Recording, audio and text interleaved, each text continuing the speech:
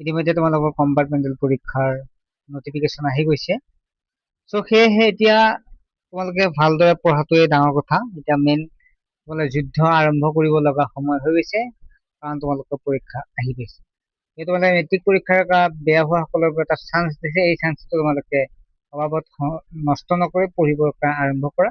আৰু তোমালোকে যদি আমাৰ পৰা কিছু হেল্প ল'ব বিচাৰা বা আমাৰ তাত জইন হ'ব বিচাৰা, তেতিয়াহ'লে জইন হ'ব পাৰিবা। মাত্ৰ আমাৰ পেমেন্ট কৰিব লাগিব 100 টকা এটা ছাবজেক্টত। এতিয়া আমি নোটছ পাতি লাইভ ক্লাছ সম্পূৰ্ণ আমাৰ পৰা পাই যাব।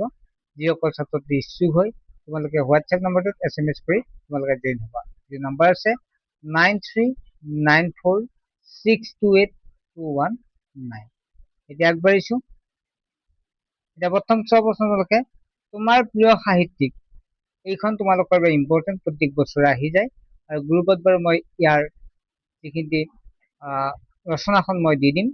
তোমাৰ প্ৰিয় গ্ৰন্থ এইখন চাবা পৰীক্ষাৰ কাৰণে। বিজ্ঞানৰ অৱদান, অসমৰ কুটিৰ শিল্প, এইখিনি তোমালোকে পৰীক্ষাৰ বাবে চাবা।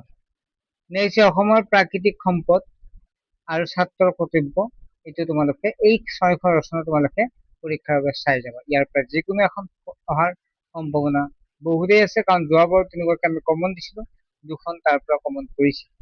3খন দিয়া থাকে যিহেতু, গতিকে সেইকাৰণে চিন্তা কৰিব নালাগে, যিকোনো ইয়াৰ পৰা এখন অহাৰ সম্ভাৱনা আছে।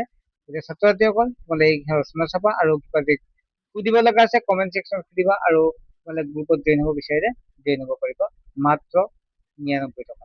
ঠিক আছে, আৰু তাতে ক্লাছবিলাক সকলোখিনি হৈ থাকে। ঠিক আছে, নেক্সট ভিডিঅ'ত লগ পাম।